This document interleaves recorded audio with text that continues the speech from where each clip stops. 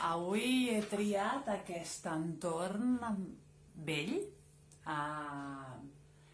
que demostra que han passat moltes coses per aquí, en aquesta casa, perquè crec que és el millor lloc per parlar de l'obra d'Antoni Tàpies i també de la tècnica que es feia servir en l'informalisme. Per què he dit tot això? Primer de tot, aquestes lloses que veiem aquí, tan gastades, que demostren el pas del temps, li hagués encantat a Tàpies, no? Perquè a Tàpies li agrada molt pensar tot allò que hi ha al darrere dels objectes, la història que hi ha al darrere dels objectes.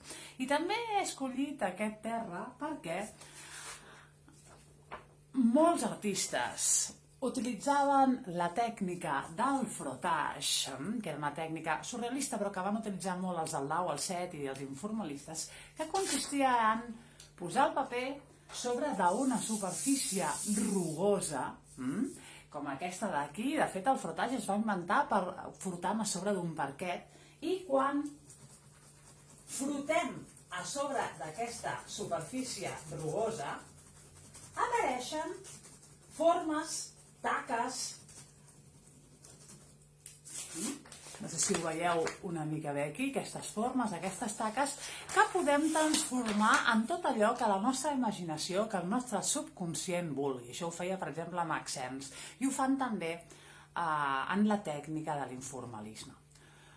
Es pot posar qualsevol cosa a sota, es pot posar, per exemple, una fulla de figuera que trobis pel carrer o per l'era de casa teva i grates a sobre.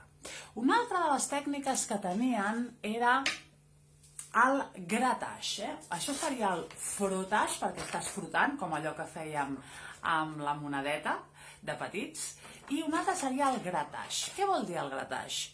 Doncs quan ja tens una superfície treballada a sobre del llenç o de la fusta o del que vulguis, imaginem aquesta, el que fas és gratar a sobre. Gratar. I què passa? Doncs que treus la pintura, treus el que sigui i fas al final el que tu t'interessi a sobre d'això. El gratage pot ser amb les ungles, amb l'espàtula, amb el tros de canyeta que trobis pel carrer també, no? I així són diferents tècniques que el que volen és fer aflorar l'inconscient.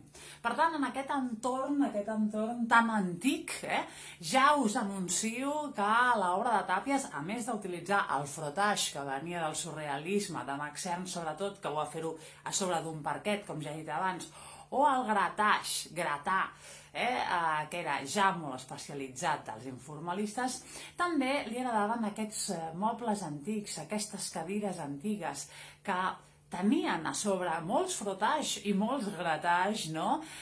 Símbol d'aquesta vida que passa, símbol d'aquestes transformacions constants que és el morir, el viure, el morir, el viure. Tots passem moltes vides a dins de la nostra pròpia vida.